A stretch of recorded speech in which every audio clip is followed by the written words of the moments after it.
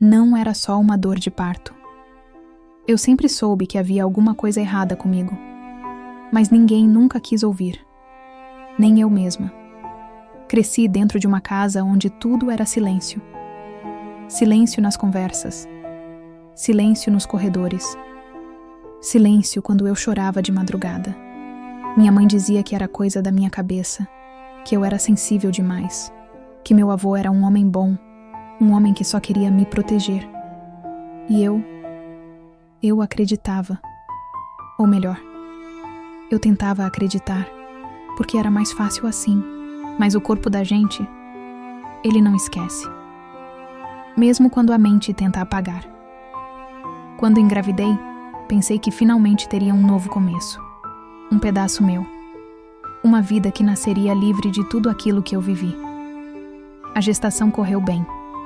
Apesar das crises de ansiedade, dos sonhos ruins, das memórias soltas que eu fingia não ver. No dia do parto, tudo mudou. A dor veio mais forte do que eu esperava. Mas não era só física. Era como se tudo o que eu nunca disse estivesse tentando sair junto com a criança. No hospital, cercada por luzes e vozes, senti uma coisa que nunca tinha sentido. Medo de verdade. Não do parto, mas do que viria depois. Do que aquela criança poderia me lembrar. Do que eu ainda não tinha coragem de admitir. E então, ela nasceu, e eu a vi, e congelei, porque nos olhos dela, nos traços pequenos do rosto, na curva do queixo, eu vi o que sempre tentei esconder. Ela era igual a ele, o mesmo olhar, a mesma boca, a mesma marca no lado direito do rosto que só ele tinha. Meu peito se fechou, eu quis gritar, quis negar, mas algo dentro de mim só chorava. O médico percebeu. Minha expressão, o tremor nas mãos, a forma como eu me afastava do próprio bebê. Está tudo bem com você? Tá. Tá sim. É só o cansaço. Mentira. Era o pânico. Era o momento em que todas as minhas lembranças, tudo o que me tiraram, tudo o que me fizeram, vinha à tona sem pedir licença. Se você já sentiu que uma dor antiga voltou do nada, que algo esquecido bateu na sua porta no momento mais frágil, comenta aqui. Meu corpo lembra do que minha mente tentou apagar. Curte, compartilha. Essa história é para quem carrega feridas que ninguém vê. Voltei pro quarto, com ela nos braços. E ali, naquele silêncio que sempre me perseguiu, entendi tudo. A minha filha era o espelho do meu passado. E eu era o elo que ligava uma história de abuso, silêncio e omissão. Naquele instante, eu precisei tomar uma decisão. Ficar calada como minha mãe fez comigo? Ou romper o ciclo e contar a verdade que ninguém quis ouvir? O peso de um nome na certidão. No dia seguinte, a enfermeira entrou no quarto com um sorriso leve. A gente precisa preencher os dados da certidão de nascimento, tá bom? Assenti com a cabeça, mas por dentro, tudo em mim gritava. Nome completo da mãe? Alana Oliveira Dias. Nome do pai? Silêncio. Ela ergueu os olhos devagar. Talvez acostumada com mães solteiras, ou talvez sentindo que aquele silêncio não era comum. Quer deixar em branco? Não sei. Mas eu sabia. Sabia o nome que me prendia desde os 9 anos de idade. Sabia o rosto que assombrava meus pesadelos. Sabia que minha filha tinha vindo dele. Mas como escrever isso no papel? Como deixar registrado que o pai da minha filha era o mesmo homem que destruiu a minha infância? Minha mão tremia. Peguei a caneta. Olhei para o espaço em branco. E lembrei. Lembrei da primeira vez em que ele me levou para o porão.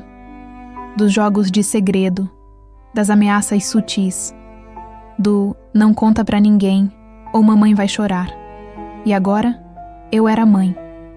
E tinha uma escolha. Poderia esconder isso pro resto da vida. Criar minha filha como se fosse fruto de um erro qualquer. Um desconhecido. Um abandono. Mas a verdade, ela sempre volta. Mesmo que a gente enterre, mesmo que a gente disfarce.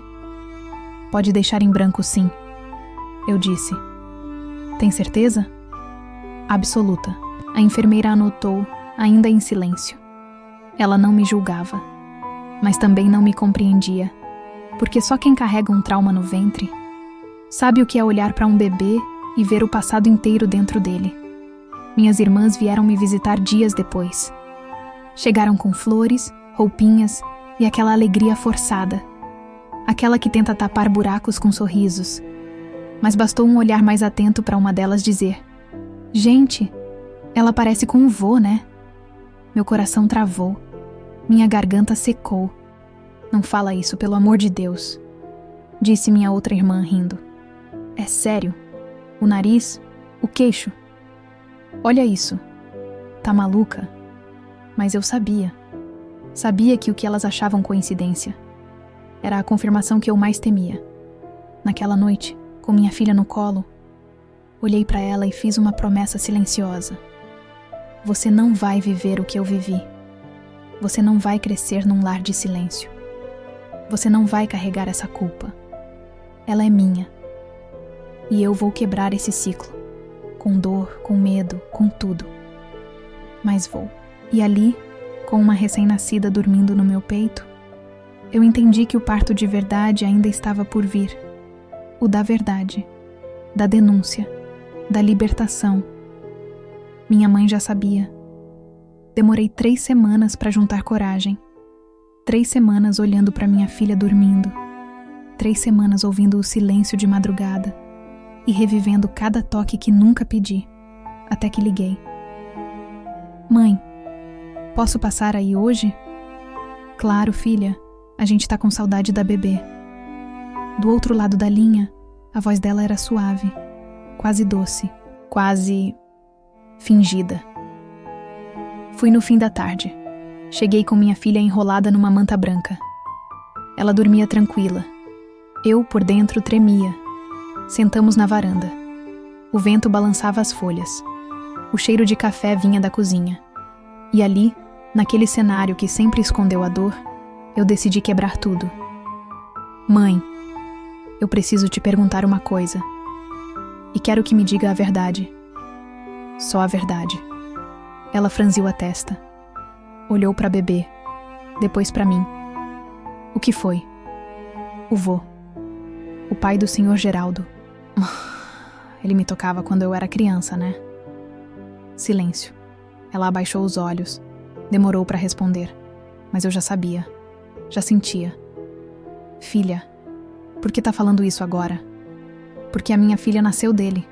Ela levou a mão à boca. Quase deixou a xícara cair. "Do vô?" Assenti, com os olhos marejados, mas com o peito firme. "Você sabia. Sempre soube. Sempre fingiu que não viu." "Filha, não fala assim. Eu era criança. Você me mandava para casa dele sozinha. Dizia que ele me amava como neta. Ele era doente. Eu achei que era coisa da sua cabeça. Eu tinha medo de separar a família. Essas palavras, essas desculpas, me rasgaram mais do que qualquer agressão. Medo de separar a família? E eu? E minha infância? Quem separou ela de mim? Ela chorava, mas naquele momento não era ela quem merecia consolo. Eu segurei minha filha nos braços e me levantei.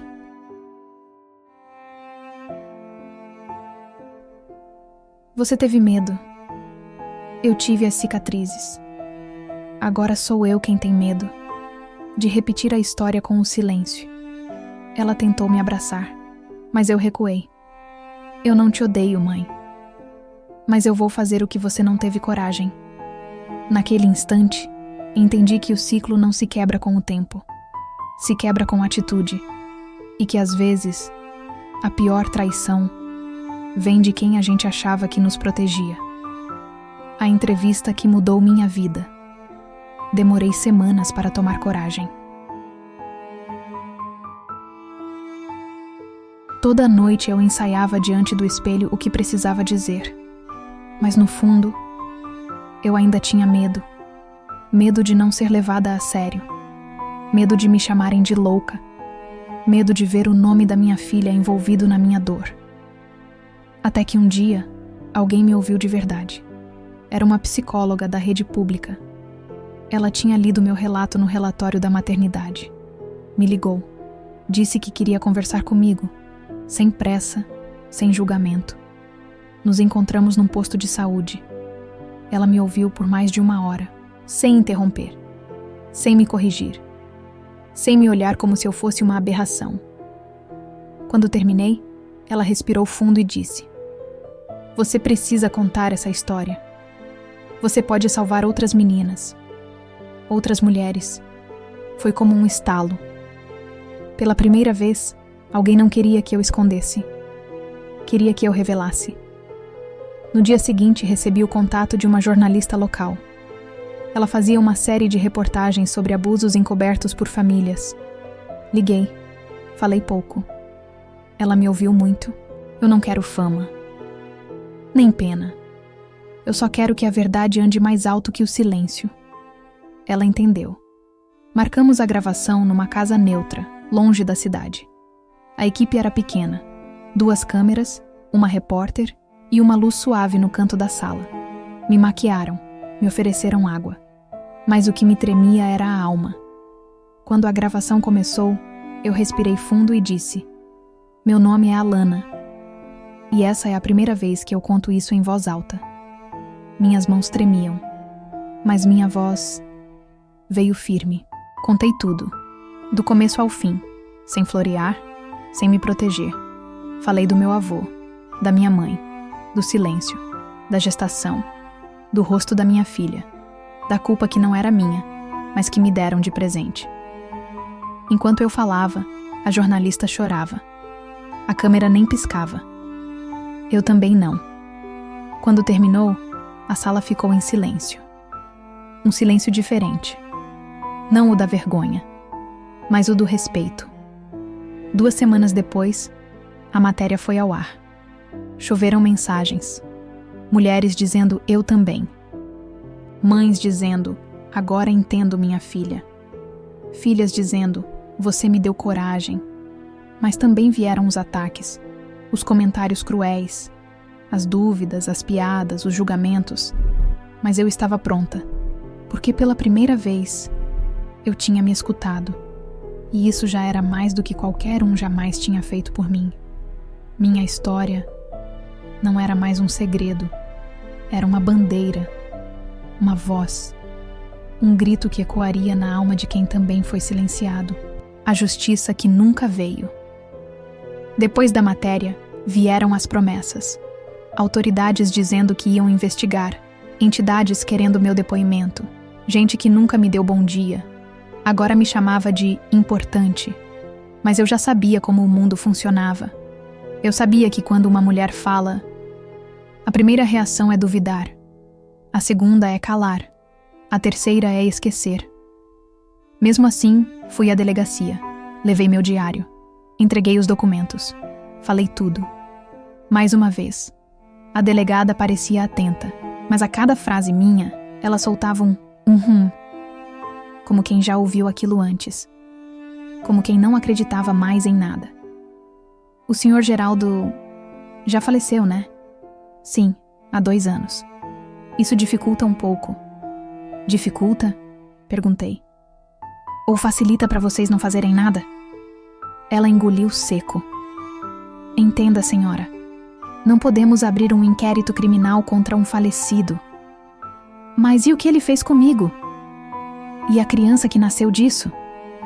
E minha vida? Não vale investigação?" Ela suspirou. Anotou coisas num papel. Pediu para eu aguardar contato. E eu esperei. 1 semana, 2, 1 mês. Nada. Quando liguei, disseram que o processo estava sob avaliação, tradução, engavetado. Procurei advogados. Alguns queriam cobrar. Outros diziam que não valia a pena. Sem provas físicas fica difícil. São acusações antigas. A senhora vai reviver tudo à toa. À toa? Reviver tudo à toa? Eu vivia isso todos os dias. Eu acordava com isso no peito. Dormia com isso nos olhos da minha filha. E agora vinham me dizer que era tarde demais. Chorei como não chorava há anos. Chorei com ódio, com nojo, com cansaço. E então percebi. A justiça deles nunca foi feita para mim. A justiça deles protege a reputação dos mortos, não a memória das feridas. Naquela noite, olhei para minha filha dormindo no berço e prometi: se o Estado não me defende, eu mesma vou me levantar. Não por vingança, mas por legado. Porque eu queria que ela crescesse sabendo que a mãe dela não abaixou a cabeça. Não calou de novo. Não fugiu. Queria que ela soubesse que sua origem não define seu destino. Mas a verdade pode abrir caminho até onde a mentira ergueu muros. Quando minha filha perguntar, ela ainda é pequena. Fala com dificuldade.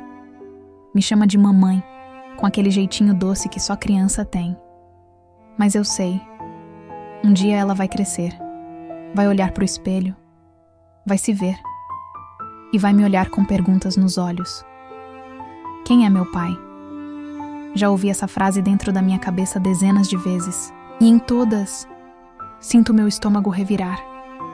Não porque tenho vergonha dela, jamais, mas porque sei o peso que carrega cada letra dessa história. Às vezes, imagino dizendo a verdade com calma, com voz suave, como se fosse possível transformar a dor em poesia. Outras vezes, imagino mentindo, inventando um nome qualquer, um romance qualquer, um homem que existiu só para aliviar o coração dela. Mas mentir seria colocar sobre ela o mesmo silêncio que colocaram sobre mim. E eu prometi, lá no hospital, com ela no meu peito: eu nunca vou te deixar no escuro. A luz dói no começo, filha, mas é nela que a gente aprende a caminhar. Já escrevi uma carta para ela. Está guardada no mesmo envelope onde deixei minha certidão, o diário, os laudos e a reportagem. Está tudo lá. Não quero que ela descubra por terceiros. Não quero que ela pense que foi um erro, muito menos um castigo. Ela foi uma escolha, mesmo nascida de um horror. Foi a vida dizendo: você vai transformar isso, vai reescrever sua história. Às vezes eu a observo dormindo e penso: será que vai me odiar? Será que vai sentir vergonha? Será que vai carregar o peso do nome que não recebeu? Mas logo em seguida, ela se mexe, sorri no sono e respira fundo. E tudo em mim se acalma, porque eu vejo nela algo que ninguém nunca conseguiu me dar: esperança. E quando ela crescer, quando chegar o dia, eu vou segurar sua mão e dizer: você é feita de verdade. E eu estive aqui o tempo todo, lutando para que ninguém nunca mais te machuque. E se ela chorar, vou chorar com ela, não por dor, mas por liberdade, porque naquela lágrima vai nascer o fim de um ciclo e o começo de um novo nome. A família que se calou. Chegou um dia em que eu não conseguia mais olhar para minha árvore genealógica sem sentir náusea. Tantas fotos na parede, tantos sorrisos congelados, tantos abraços de mentira. Eu cresci ouvindo que família é tudo, que é no sangue que se encontra a proteção. Mas o meu sangue carregava veneno. Marquei um almoço de domingo. Disse que queria conversar. Eles vieram. Minhas tias, minhas irmãs, meus primos. Gente que um dia cuidou de mim. Gente que um dia fingiu não ver. Preparei tudo com calma. Mesa posta, comida quente, verdade fervendo na garganta. Quando todos se sentaram, respirei fundo. Obrigada por virem. Tenho algo para dizer e não quero que me interrompam. O silêncio caiu, pesado, quase sólido. Eu fui abusada pelo vovô, por anos. E minha filha nasceu dele. Alguém deixou o talher cair. Isso é mentira, gritou uma prima. Eu sabia que ia inventar uma história para aparecer. cochichou outra. Minha irmã ficou pálida. A tia mais velha cruzou os braços. Mas ninguém me desmentiu com provas, porque no fundo, todos sabiam. Lembra quando ele me deixava dormir no quarto dele? Quando dizia que ia me ensinar a ser mulher? Lembra das vezes em que eu voltava da casa dele chorando e vocês mandavam eu parar com a frescura? Ninguém respondeu, ninguém pediu desculpa, apenas desviaram o olhar. Vocês protegeram um monstro. Escolheram manter a imagem da família limpa, enquanto eu crescia suja por dentro. Chega, Alana. Já tá feito, não precisa expor todo mundo, disse minha tia, tentando controlar a conversa. Justamente por isso eu tô falando. Porque vocês sempre disseram, não fala isso aqui. Isso não é assunto de família. Mas agora, isso é assunto sim. Porque a família que se cala também agride, também abusa, com o silêncio. Levantei da mesa. Meus joelhos tremiam, mas minha voz não. A minha filha vai crescer longe desse pacto. E se um dia ela perguntar por que a família dela é pequena, eu vou dizer: porque é melhor ter poucos ao lado do que muitos contra você. Saí. Deixei os pratos, os gritos abafados, os olhos acusadores, e levei comigo o que ninguém mais pôde carregar: a verdade. E pela primeira vez, ela não pesava. Ela me libertava. Minha voz vale mais que o silêncio deles. Hoje é um dia comum. Acordei cedo, preparei o café, troquei a fralda da minha filha e sentei na varanda da casa alugada onde agora moramos só nós duas. Mas por dentro, nada mais é comum. Porque mesmo que o mundo lá fora pareça o mesmo, dentro de mim, tudo mudou.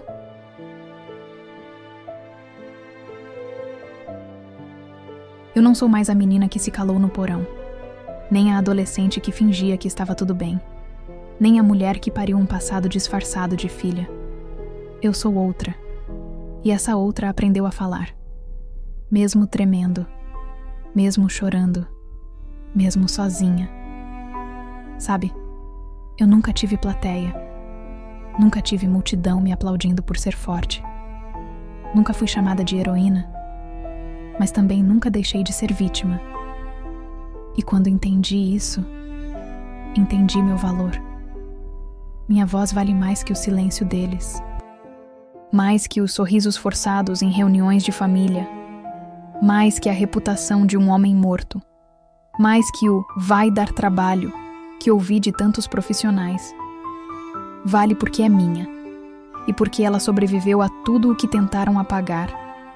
A minha filha hoje tem o riso fácil. Não sabe ainda o peso do mundo. Mas sabe que tem uma mãe que não foge da verdade. E quando ela crescer, vai saber que nasceu de um erro, mas foi criada com propósito. Porque toda vez que eu conto minha história, uma mulher em algum lugar se sente menos sozinha. E isso já é vitória. Hoje eu escrevo cartas para outras vítimas, dou palestras, falo em escolas. Não porque sou forte o tempo todo, mas porque um dia eu fui fraca. E ninguém me segurou. Agora, sou eu quem segura. E não solto mais. Então, se você chegou até aqui, ouvindo minha história, eu te digo: não deixe que o silêncio deles defina a sua vida. A sua voz, mesmo que fale, ainda é mais forte do que tudo que tentaram esconder. E enquanto eu tiver fôlego, eu vou falar. Porque minha filha vai crescer sabendo que sua mãe não foi perfeita, mas foi verdadeira. E isso é liberdade.